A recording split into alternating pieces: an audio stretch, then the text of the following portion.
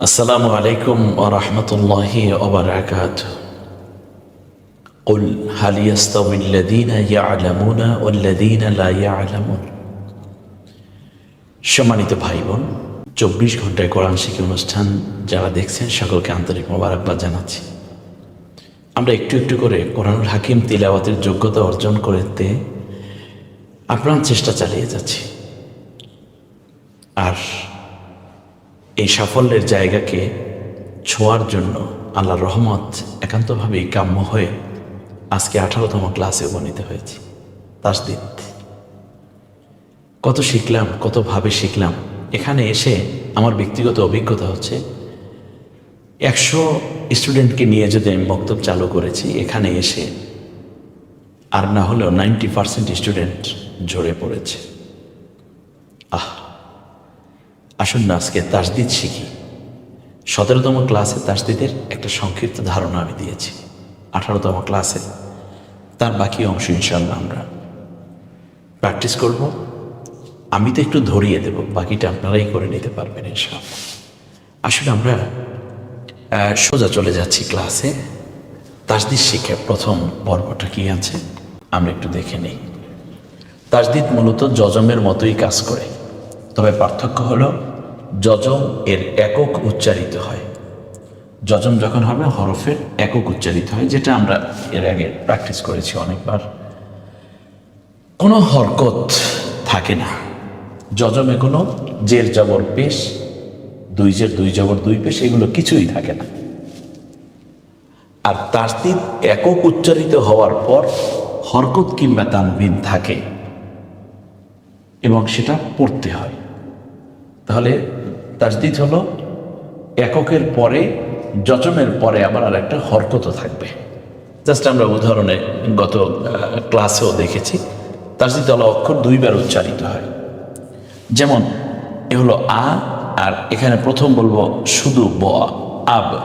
বয়ের উপর আবার একটা জবর আছে বা, মিলে হয় আব্বা। এখানে হলো মান, মান, এরপরে আবার না আকার, মান্না। তো যজমের সাথে হরকত দিয়ে পড়াকে তাসদিদ বলে। বাস, দুটি অক্ষর না লিখে একটির মধ্যেই তাসদিদ দিয়ে বোঝানো। বাংলা ও ইংরেজির মতো দুটো অক্ষর লিখতে হয় না। এটা হলো আরবির একটা দারুণ স্বকীয়তা। আমি যদি ছোট্ট করে আপনাদেরকে একটু দেখিয়ে দিই, বাংলায় যদি আমরা লিখি আম মা, এই যে আম্মা লেখলাম, এখানে দুইটা ম লিখতে হয়েছে আমার। যদি এটা বাংলায় আমরা ইংলিশে যদি এই উচ্চারণটাই লিখি, তাহলে লিখব এ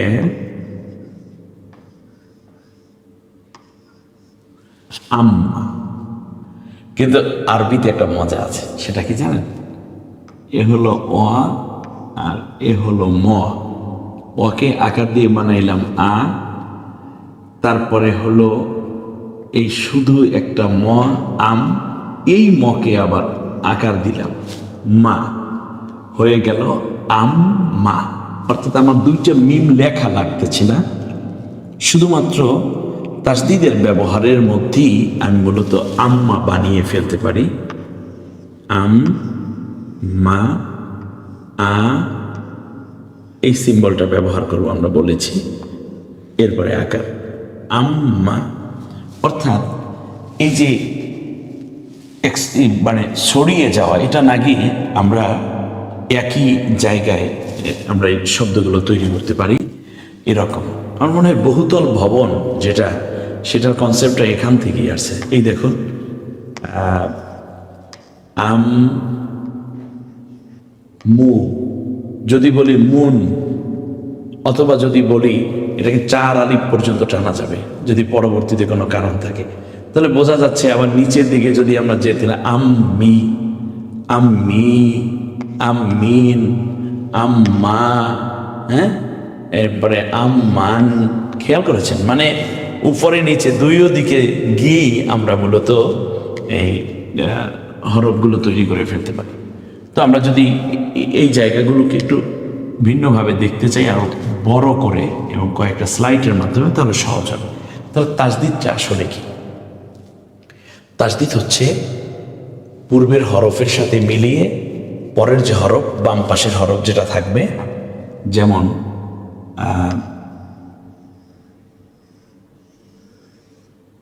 আর আরবি সবসময় ডান থেকে বাম দিকে পড়তে হয়। এ হলো স, রস্যুকার দিলাম সু, তারপরে শুধু ন মিলি কি হলো সুন। এ পর্যন্ত আমরা পড়েছি। এরপরে আবার নকে আকার দেন না। তাহলে আমরা তো আগে এমনি তো নুনে মানে নুনের একক ন আকার দিয়ে জবর দিয়ে মানে না, এটাও আমাদের পড়া আছে। তাহলে তাসদিদ নতুন কোনো পড়াই না। তাসদিদ হলো জজমের সাথে হরকতের ব্যবহার। বাহ, চমৎকার পড়া। আগের যে পড়া হয়েছে সেই পড়াটাকে একত্রিত করেই যেন তাসদিদ বানানো হয়েছে। তাহলে এ হলো ছুন, এ হলো না। এখন আমরা যেটা করব, তাহলে এখন শুধু সিম্বলটা আমরা চেঞ্জ করে দেব। এই বাস হয়ে গেল সুন না। এখন আমি চাই সুন্নু বানাতে। কি করতে হবে? সুন্নু, একবার সুন আর একবার পেশ দিলে হয়ে গেল নু। এখন আমি যদি বলি যে না, আমি বানাতে চাই সুন্নি, তাহলে সুন নকে আবার রসিকা দিইনি, সুন্নি। আমি চাই সুন্নি বানাতে, কি করতে হবে? এটা খারাজে দিতে হবে। আমি যদি বলি আমি বানাতে চাই সুন্নুন, সুন্নুন, সুন্নু আগে বানাই, এরপরে সুন্নুন যদি বানাতে চাই তাহলে আরেকটা নুন, আরেকটা ন এক্সট্রা দিতে হবে আমাকে, সুন্নুন। আবার যদি আমি বলি যে না, আমি বানাতে চাই হলো সুন্নান, যদি বানাতে চাই তাহলে কি করতে হবে? সুন্না, সুন্না। নান বানাতে হলে আরেকটা জবর দিতে হবে, নান। তাহলে আমার মনে হয় এই পড়াটা বুঝতে আর খুব বেশি কষ্ট হওয়ার কথা না। সেক্ষেত্রে ভাই বোন, আমরা এখান থেকে নিয়ে পরের একটি জায়গায় যেতে চাই আপনাদেরকে নিয়ে। তাহলে আমরা এখান থেকে দেখি কিছু স্লাইড শো, যার মাধ্যমে আমরা পুরো পড়াটাকে নিয়ে নিতে পারবো একেবারে হাতে কলমে ধরে। আপনি খুব ঠান্ডা মাথায় বুঝছেন। আপনি দেখুন, আপনি যদি তাসদিদের একটা ব্যবহার বুঝতে পারেন, তাহলে গোটা কোরআনের যত জায়গায় তাসদিদ আছে, এই হাজার হাজার তাসদিদ, সব তাসদিদ আপনার আয়ত্তে চলে আসলো। হ্যাঁ, তাসদিদ এ কাজটা করে, এভাবে পড়তে হবে, শেষ। আপনি দেখুন, আমি ভেঙে ভেঙে নিয়ে আসছি। প্রথমে এই অক্ষরটা হলো হ, এই হটাকে রস্যুকার দিয়েছি হু, তারপর শুধু ন, বলুন একটু হুন, তারপরে নকে আবার আকার মিলে হয় হুন না। বাস, এটাকে যদি আমি যুক্ত অক্ষর করে দেখি তাহলে আসবে এইভাবে। এই হলো, এই হাঁটা যখন যুক্ত হয় তখন আপনারা জানেন এই শূন্যের মতো মাঝখান দিয়ে একটা দাগ। বাস, এ হলো হু। আর এই যজমালা নুনটা প্রথমে চিন্তা করুন, হুন, তারপরে নুনটা আবার জবর আছে, ওই নুন না লিখি আমি তার উপরে জবর দিয়ে দিলাম। বাস, তাহলে হলো হুন না। ঠিক, এটা ফাইনালি আমরা এটাকে এভাবে দেখব কোরআনের মধ্যে ইনশাআল্লাহ। মিলে হলো হুন্না। যেমন আল্লাহ তাআলা বলছেন কোরআনের মধ্যে, হুন্না লিবাসুল লাকুম ওয়া আনতুম লিবাসুল লাহুন্না, যে নারীরা তোমাদের পোশাক পরিচ্ছদ এবং তোমরাও তাদের পোশাক পরিচ্ছদ। অর্থাৎ একে অন্যের সাথে সৌন্দর্য বিকাশে সহযোগিতা করবে। পোশাক পরলে একে অন্যের মানে ভেতরের যে দোষ যেটা থাকে এটা ঢেকে যায়, ঠিক না?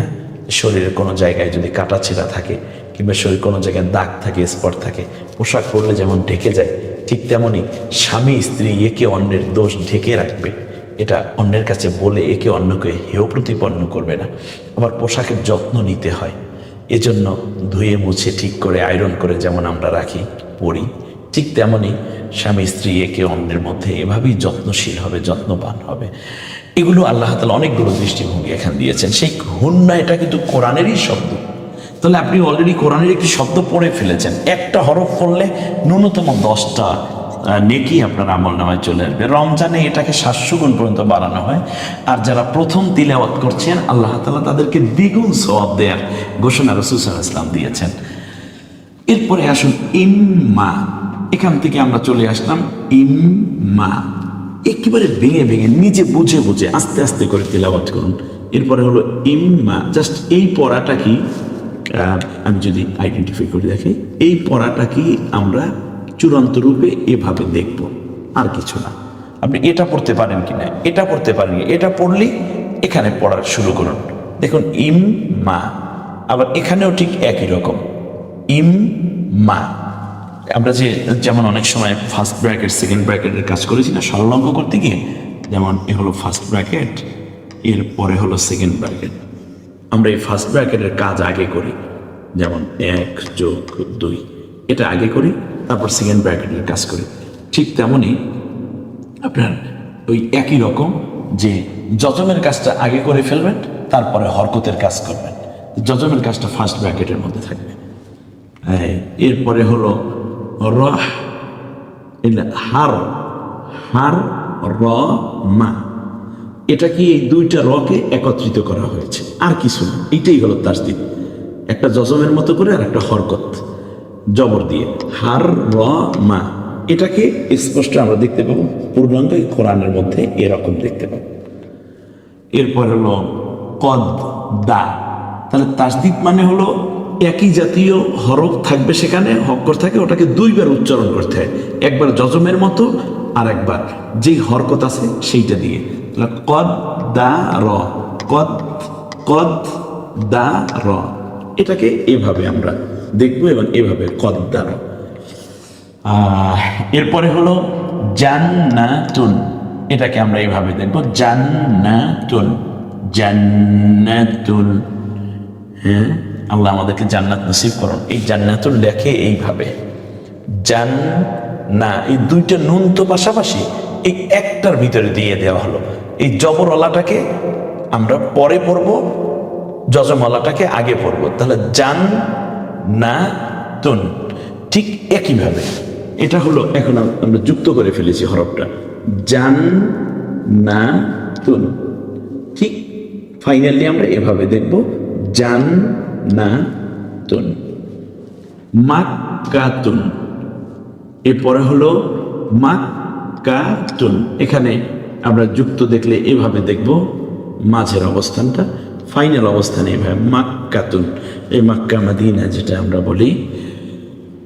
আল্লাহু আকবার। আল্লাহ সকলকে হজ করার তৌফিক দান করুন, দোয়া করছি আল্লাহ যেন এই আশা পূরণ করেন। যেমন তাকদ্দামা, তাকদ্দামা, তাকদ্দামা, ব্যাস হয়ে গেল। এখানেই মূল কথাগুলো আমরা নিয়ে আসব। এরপরে হলো গসাক, গসাক, গসাক, এগুলো প্র্যাকটিস করার জন্য আপনাদেরকে আমরা আম্মা আম্মা আম্মা, রব্বা রব্বা রব্বা, আমার মনে হয় ইতিমধ্যে আপনারা বুঝে ফেলছেন এই যে রব বা। তাহলে তাসদীদ মানে কি? তাসদীদ মানে হলো একই জাতীয় হরফ, একটা হরফই দুইবার উচ্চারিত হবে। তাসদীদের মধ্যে ওই হরফ দুইটা আছে, এখানে যেমন দুইটা বা আছে, এখানে যেমন দুইটা মিম আছে। তো দুইটা না লিখে একটার মধ্যেই প্রথমে যজমের মতো উচ্চারণ করব, তারপরে তাসদীদের হরকত যেটা আছে সেটা। আর এই চিহ্ন দ্বারা বোঝা যায় এখানে দুইটা বা আছে।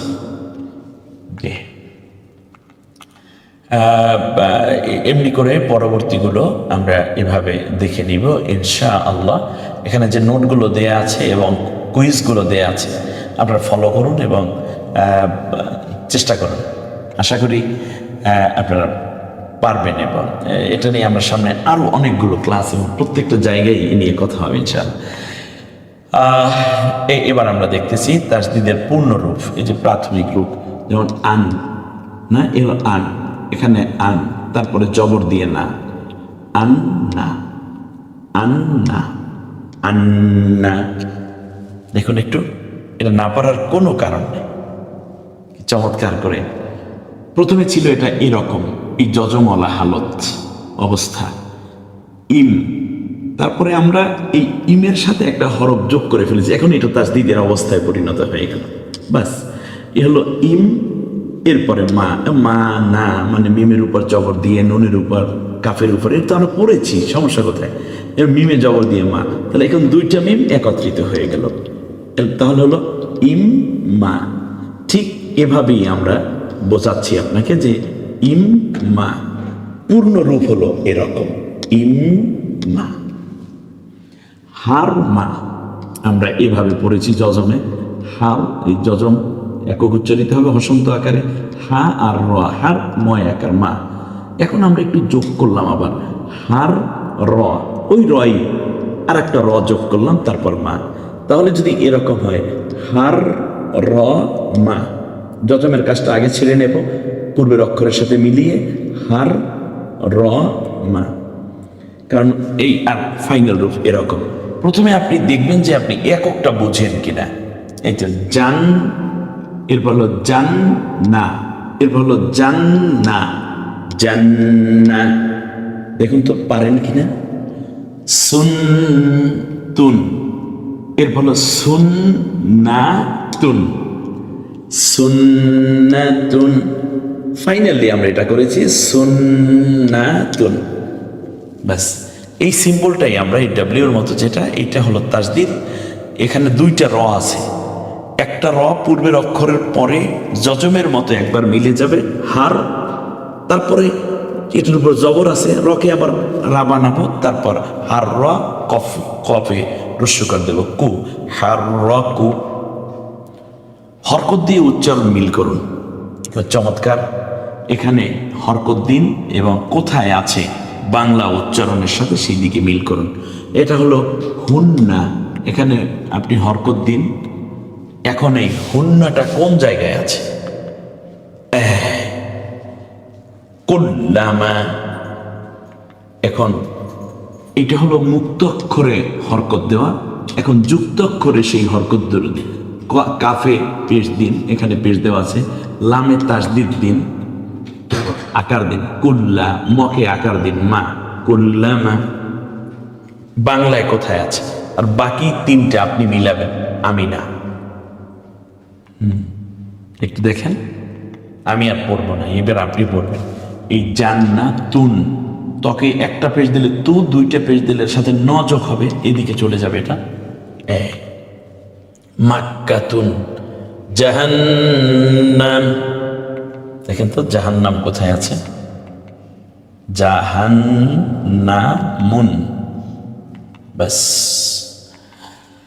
অনেক হয়েছে, এইটা আপনাদের পুরো রেখে দেয়া হলো, নোটের মধ্যে আপনারা এটা করে নেবেন ইনশাল্লাহ। হুররিমাত, রব্বানা, তাব্বাত, মাইয়াতুন। জি, শেষটা কেমন হবে লিখুন। ব্যাস এখানে আমরা মাদ্দা পর্যন্ত এসেছি, একটা দেখিয়েও দিয়েছি।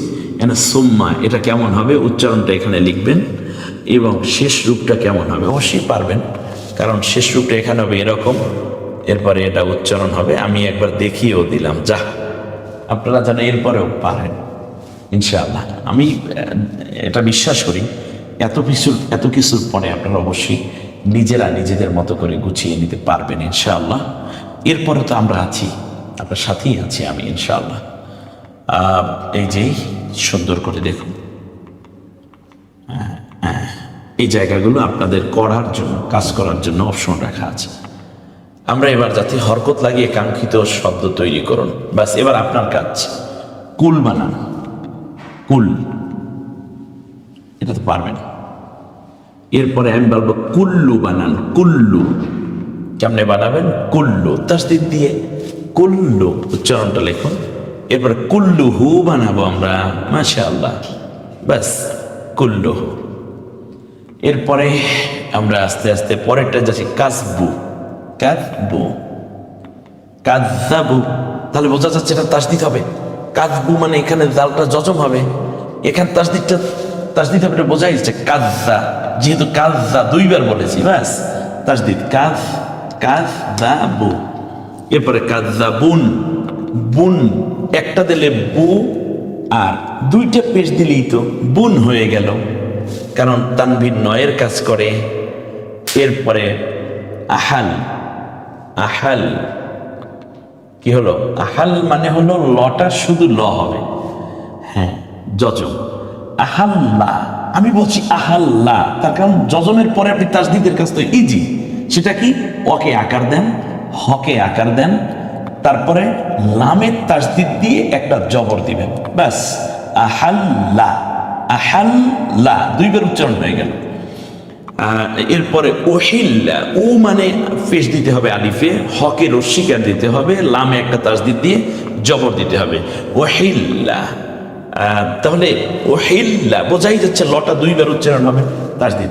শিক্ষার্থী ভাই বোন, আপনি একটু খেয়াল করেন, কোরআনের মধ্যে লেখা থাকবে, আপনি সেটা শুধু তিলাওয়াত করবেন, সেটা কঠিন? নাকি আপনি এখন লিখতে বলা হচ্ছে, আপনি সেইটা লিখে তারপরে প্রস্তুত করে দিচ্ছেন? কোনটা কঠিন, কোনটা? এটা কঠিন। আপনি কঠিন কাজটা করতে পারছেন, আর কোরআনের মধ্যে অলরেডি ছাপা আছে, আপনি সেটা পড়ে যাবেন।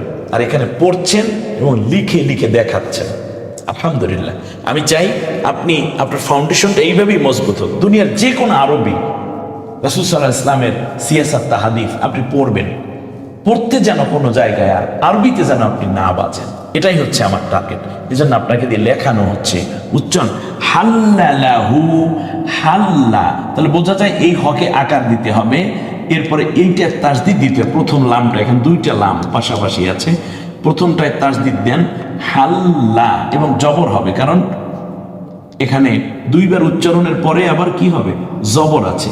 হাল্লা, একবার যজমের মতো হাল, তারপর লকে আবার আকার লা, এর মানে এখানে দুইটা লাম আছে, পরেরটা আবারও লাম, তো সেখানে আবার জবর লা, এরপর হকের রস্যুকর হু, হাল্লা লাহু, হাল হাল লা লা হু।